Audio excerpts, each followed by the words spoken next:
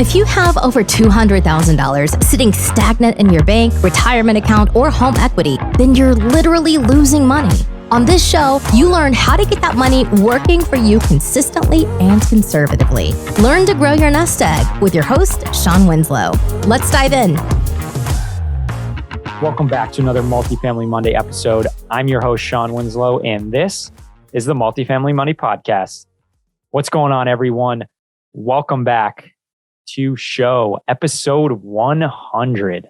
I honestly can't believe that this is the 100th episode from starting off about a year ago now. And now we're 100 episodes in. Now, I never saw myself ever having a podcast, but now I'm grateful I did it. I've got to share my story. So now I have documenting my journey, so I can always go back to that and see how I was and what I was doing at a certain time, which that I'm truly grateful for. But what I'm really grateful for is just to, one, connect with other people, whether that be the guests that come on or you, the listeners. I've had, several listeners reach out to me, and that's just truly amazing. And just being able to provide value to others, that's what really keeps me going, which I hope I am. So, and as you all know, the fee for this show is just share the show. If you got value out of this and you know someone else that could also get value from any show, just share it with them. I have had others who've shared other shows to me in the past, other podcasts that have, changed my career trajectory and my life, honestly. And I'm forever grateful for those people that shared that with me. So yeah, share the show if you know someone else who could get some value out of it. And then if you haven't done so, please leave a rating and review. I would be forever grateful for that. That's how we get in front of more eyes and ears and get to share the message. But first and foremost, I want to thank the listeners, you all, for tuning in. For those of you that have been from show 1 to now show 100, and to those of you that we've picked up along the way, it means a lot. To see these numbers grow week in and week out of downloads. It just means a lot. I never thought it would grow like this. So thank you. And today's episode is another solo. And I figured out for show 100, I would just share kind of 5 things that have worked for me starting a multifamily investing firm, and 5 things that have not, that I wish, things I would have done differently. And 100 episodes in, I think this is a great time to share that. So without further ado, let's just get into it. All right. So 5 things I did right. Number 1, simply, I took action. I feel a lot of people, and I've even, been guilty of this, is the whole analysis paralysis thing. You think you've got to perfect something before you do it and know everything about it. And first starting out, I had a little bit of that. And then I just realized, after listening to podcasts and seeing others do it, I'm like, I can do this. Just do it. And that's what I did. I immediately took action from first consuming content and then going to meetups and just putting myself in a position, making offers, meeting with brokers, meeting with lenders, just getting out of my comfort zone. And that action has led to so much growth. They say growth happens when you step outside of your comfort zone. I could not agree more. Everyone should be making themselves uncomfortable every single day, at least with one type of action every day. You should be feeling uncomfortable, because that's where the growth comes from. So the first thing I did right was taking action. You just got to do it. It's never going to be perfect. You're never going to know everything. I know I'm constantly learning new things every day in this business. And I know I will constantly learn new things every day and every year going forward.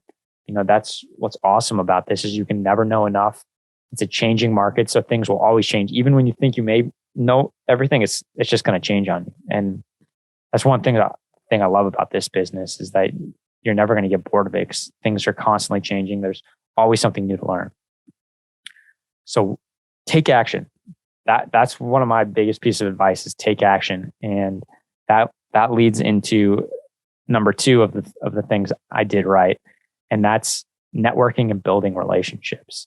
So I took action to do this. And So network, I went to meetups, conferences, masterminds, other type of networking referral groups that are not just real estate centric. I would reach out to lenders, reach out to brokers, just truly trying to, build my network. As people say, and as I say a lot, your network is your net worth. And there isn't a thing that's furthest from the truth. It's just so true that who you surround yourself with is going to create who you are. It's that whole, you're the average of the 5 people you spend the most time with. It's so true. So surround yourself with quality people that are doing what you want to do. And it's important to have, a good deal of them, if not all of them, like above you, right? So you can keep climbing the proverbial rung to try to get up there, right? The proverbial ladder to get up there with them. This is really important, building relationships. You should not go about this in a transactional matter, just using people to get to a certain means, certain end. That's not what you want to do. You want to build lasting relationships that benefit both parties, because the whole giver's gain, the law of reciprocity, when you give out, you get back tenfold. And obviously that's not why you do it, but that's just how it works. So you got to give, you got to come from a place of providing value and offering service, and it's going to come back. So it's really important to build relationships in this business. And I have a great 3-part series. If you have not heard of it, or even if you have, just go back and listen to it specifically on the broker side of things, how to build these relationships. It's episode 50, 52, and 54. But I can't emphasize this enough. Truly building relationships that both parties want to see each other lead. It's not transactional. It's not just, I'm going to close on this deal. I'm going to get a deal. So that's great for me. And then you're going to get a commission, Mr. Broker and Mr. Lender. So that's great for you. No, it's like truly building relationships. So not only, do you win, but they want to see you win. And then in turn, you want to see them win. So you pass on referrals to one another. It's the lender did a great job for you, and yeah, he got paid, or the broker did a great job selling a property, and yeah, he or she got paid. But they did such a good job, and you have such a good relationship with them that when you come across anyone else that needs that type of service, you're automatically referring it to them. And then because you do that, that broker, that lender thinks of you every time, a situation comes up. If there's a property that comes up that fits your buy box, they're sent it to you automatically. Anytime you submit an offer that's competitive, they're going to go to bat for you. Even if it's not the highest and best offer, they're going to go to bat for you, saying, Shawn, he does what he say he does. He closes, and he's just an easy, great person to work with. And they just go to bat for you. So it's all about building relationships in this business. And I can not emphasize that enough. And that's one thing that's really driven a lot of success for me. And it's not even just on the broker and lender side. It's going to these conferences and these masterminds and building relationships with other investors. Because 1, you could partner with them in the future. Or 2, you could just learn something from them that maybe they've gone through that they can impart on you that could really help you grow your business, or even just steer your business away from making a mistake. And I get a lot of growth out of, masterminds specifically and conferences as well. You just meet a lot of cool people doing the same thing. And one thing I've realized about the real estate industry, specifically the investment side, is that everyone wants to see everyone else win. There's a lot of people out there that come from, a mindset of abundance. Like, by you having success is not going to hamper my success. There's enough out there. And that's what's really cool. Obviously, you're not going to always run into that, but by and large, you see that. And that's what I love about this industry. All right. I'm not going to keep harping on that, but networking and building relationships is extremely important. All right. Number 3, the things I did right is consistency and discipline. Just like in any business or anything you do in life, you don't have to be the smartest. You don't have to be the most talented. You just need to put in consistent, disciplined work time after time after time. It's about the small steps. It's not about the big, step. It's doing the little things right every time. It's about figuring out what step right now will have the most impact on me getting to my goal. And then you do that. And you do it again and again and again. And the best way that we've had success doing this is just setting up, processes that we follow and then tracking it, making sure we're doing this consistently and holding each other accountable to what we're supposed to do day in and day out. It's like this podcast, for instance. I have 2 episodes every week, a Multifamily Monday episode and a Finance Friday episode. And I have put out 2 episodes every single week since I have started. There was times, of course, where I was extremely busy and I could have just been like, you know what? It's not going to matter if I miss a week. But yeah, it does. It's how you do the little things is how you do everything. It's about consistency and meeting people's expectations. So I've set an expectation right there that I will have 2 episodes a week, one on multifamily investing specifically and one on personal finance. So I need to uphold that every single week. I hold myself accountable because I told you I would. And that's what's really helped me is just being consistent and disciplined. When you do something you told yourself you would do, when you keep that promise you made to yourself, it instills confidence in yourself and others can feel that. And 2, on top of it, when you say you're going to do something, that comes back to your integrity. And that means a lot to people, even if it's something small. So consistency and discipline. So if you say you're going to underwrite 5 deals a week, you better underwrite 5 deals a week.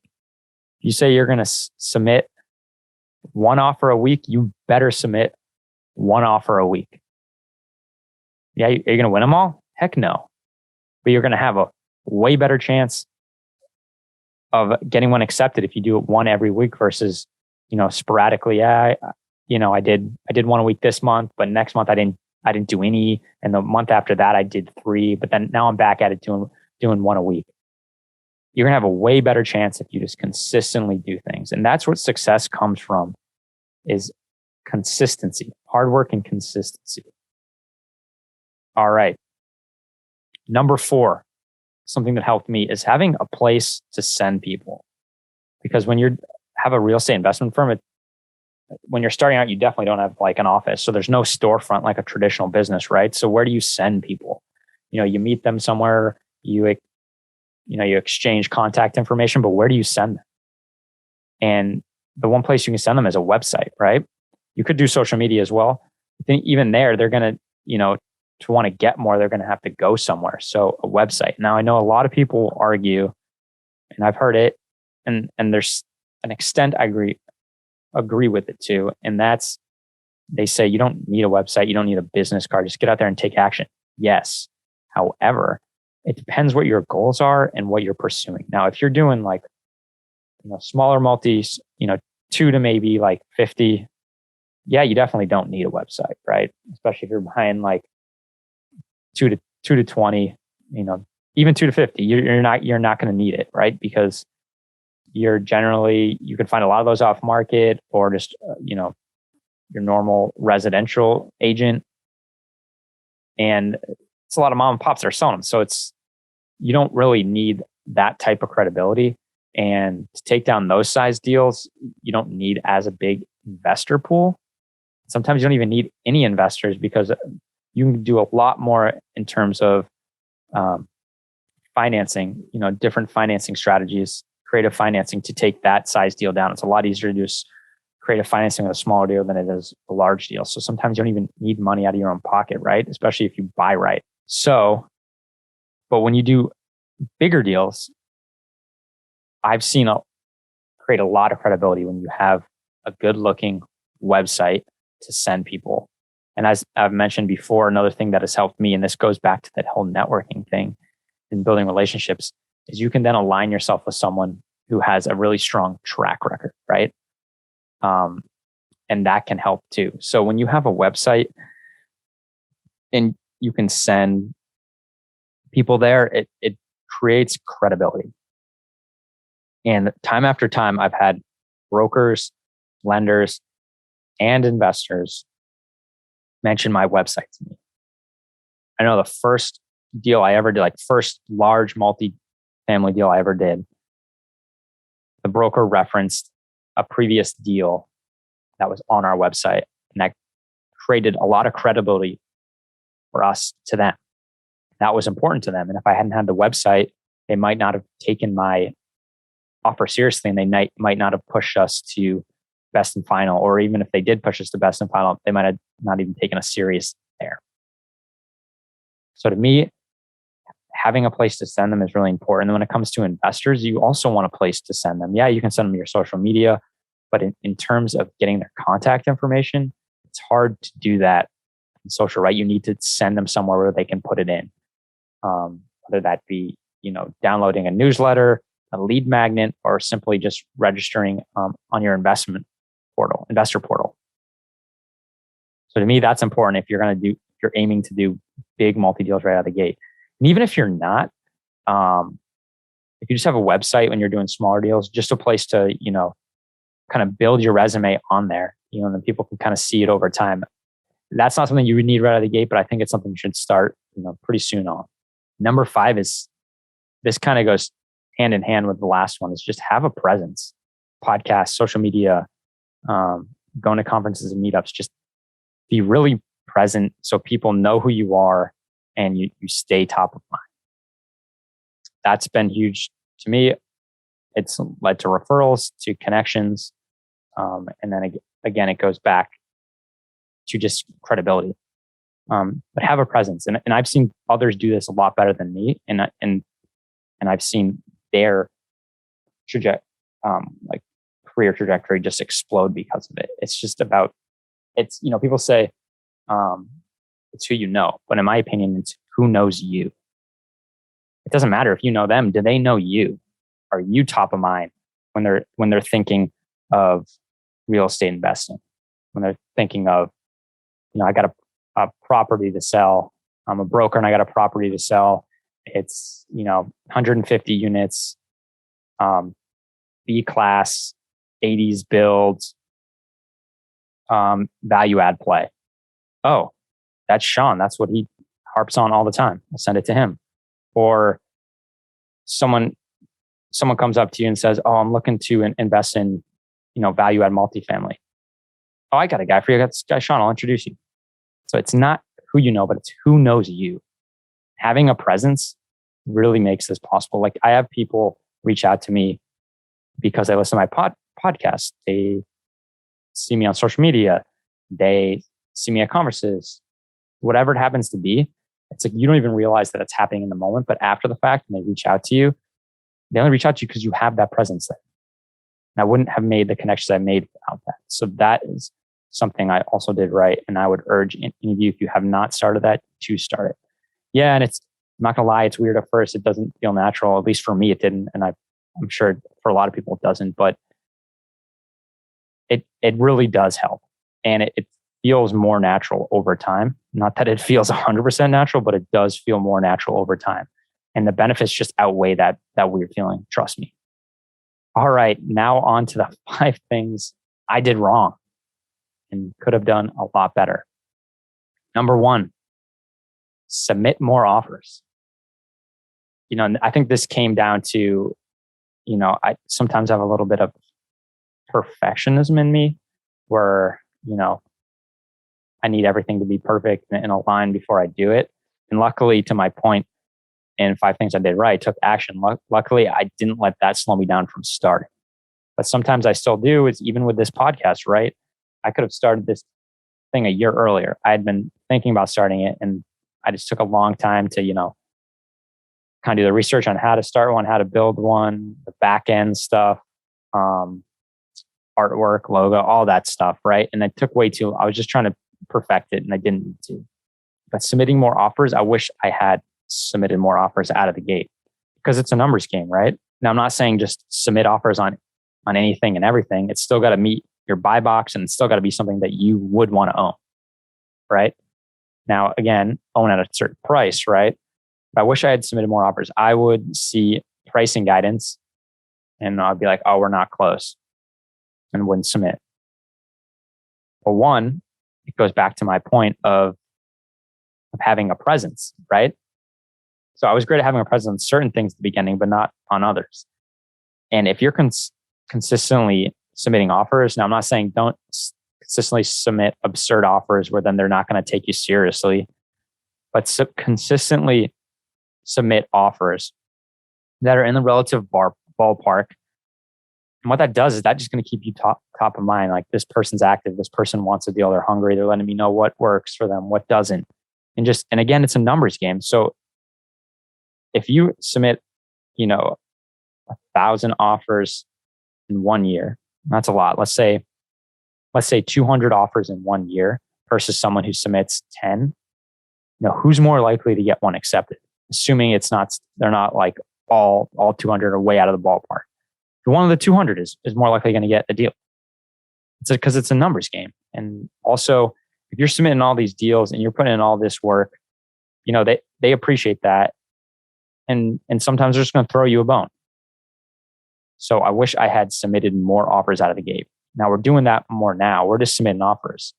If it works out as for a certain number, even if it's not exactly a pricing guidance, we're going to submit and be like, hey, this is our offer that works for us, and blah, blah, blah. Sometimes they'll like maybe negotiate with you a little bit or move you along. And sometimes they say, hey, that's not really going to get the ball rolling in terms of moving this conversation along. Hey, and that's what it is. Well, what happens if, they do accept someone else's offer and then it just doesn't work out, right? And they remember you. And they know you can perform. They know it might not have been the highest and best offer, but they remember you and they go back to you, hey, would you be interested in this deal? If you didn't submit the offer initially, you never would have had the chance to be in that circumstance. So submit more offers. All right, number 2 of things I did wrong. I did not have my lead magnet and kind of marketing campaign set up right out of the gate. And I wish I had. Again, it went back to kind of that perfectionism thing. Like, yeah, I took the action, but I wanted it to be perfect before I did it. And I should have just started, right? Create a lead magnet. You can always move that one out and put a new one in. Marketing campaign. Yeah, you get all these. I sent all these people to my website. They downloaded my original lead magnet, which I did have one out of the gate. It just wasn't. It was more of an overview of who we are and what we do, not necessarily something more enticing, in my opinion. But I brought them in, and I had a few emails out of the gate, but I didn't have a consistent, updated email marketing campaign. And again, that's a constant theme: is having a presence, staying top of mind. So I wish I had that right out of the gate. Would have been able to probably grow my investor list a lot faster. All right, number 3. Need to over communicate with property management, especially right when you're taking over a property. And we did not do this during our first few acquisitions. Don't get me wrong, we still had communication, we were present. But I wish we had just over communicated to the point where we were annoying, right? Just finding clarity on every single thing that was said and every plan that was going to be implemented. Just getting over clarification and having everyone over communicate so we're all on the same page. That happens all the time in any business you do, that people just make assumptions. They assume you're all on the same page. They assume what you said, was understood in the way you wanted it to be. And that's just not the case. So you need to over communicate, especially when you're taking over a new property. You need to know, all right, what is the business plan? This is a value add strategy. Okay. How many units do we want to turn a month? Do we want to just every time a lease comes up to non-renew, or do we want to renew a portion of them? Do we want to focus solely on the outside of the property, the exterior, and then move into the interior, or do we want to kind of blend it in together? And this is really important. Do we know which units we're going to turn next? What level of turn are we going to do? These are all things that you want to over communicate on it. And what's really worked for us is we have a spreadsheet on Google Drive where we have every single unit, when the lease is going to end, what the plan for is of that unit.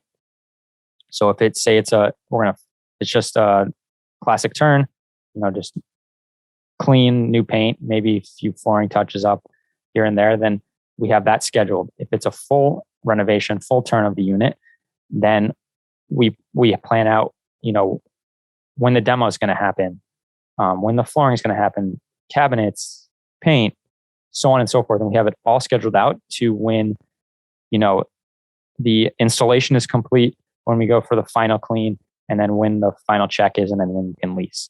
And that's really important to see that all in a spreadsheet. So then the property manager knows, okay, I'm going to have these units available so I can place these, prospective tenants. And instead of, them just making a decision, you need to make sure everyone's on the same page and not just say, hey, this is our game plan. We want to turn 75% of the units. No, you need to over communicate and have a strategic game plan in place that you need to make sure everyone is on the same page with. So I cannot stress this enough. Over communicate right out of the gate, specifically with property management, both the company and on-site staff. Very important. Number 4. Yeah, I have a podcast. Yeah, I do some social media, but I didn't start it soon enough. I should have done it right out of the gate. As I mentioned earlier, I could have started the podcast a year earlier, and I just see the positives out of it and the growth. Just start. And this goes to number 5. This leads perfectly into this, and that is version 1 is better than version 9. And this is probably the thing I did wrong right out of the gate in a multitude of levels, is that, and I see other people suffer the same thing, is that we think we need to, one, know everything and have the perfect, solution before we start, have the perfect version before we start. No, you just need to start. Version 1 is better than version 9. Trust me. I was going to start a podcast along the same time as a few other people that I network and mastermind with. And a couple of them did start right out of the gate. And I waited a year because I wanted to perfect everything. And I can tell you their growth, they're so much further ahead of me because they just started before me. And they do have great content, but it doesn't mean theirs is not like better than mine. It's just they started before. So version 1 is better than version 9. And that's in anything you do. You could probably sense a theme in this episode. I didn't have my lead magnet and marketing campaign out of the gate. Didn't, have social media and podcast presence out of the gate. Version 1 is better than version 9. All right, everybody. I hope you got some value out of this. I just wanted to share 5 things I did right out of the gate and 5 things I did not. And I hope you all can take that if you're starting, or even if you are already there and need to perfect some things. There's a lot of things I could have done better. But the fact of the matter is I took action. If I didn't take, of course it wasn't perfect along the way, but that's what you learn. If I hadn't taken action, I wouldn't be where I am today. And so I'm happy I did that. Yes, I could have done things better, but that's what's fun about this, is there's always progress to be made. All right, everybody. Thank you for tuning in. As always, episode 100. Can't believe it. Thank you for those that have been listening and watching all this time. And thanks for those that have joined along the way. It really means a lot. And as always, if we want to build lives of our dreams, just remember, easy doesn't pay well, and instant gratification is self-destructive. So always remember, it's not just working hard for your money, but having your money work hard for you, so you can create that life of your dreams and provide for the ones you love. All right, everybody. I'll catch you on the next one. Hey, this is Shawn Winslow. After being in the financial service industry for years and having candid conversations with good people just like you, I realized that so many of us are wanting an investment strategy that provides solid returns and consistent income without the bumps in the road. There's little known secret that your financial advisor doesn't want you to know. There is investment out there that is less volatile and the returns are stronger. Get more details by going to greenbriercg.com and clicking on the free e-report. And by the way, if this show has provided you any value, then feel free to leave an honest written review and of course, share it with a friend who needs it. See you next week for another great show.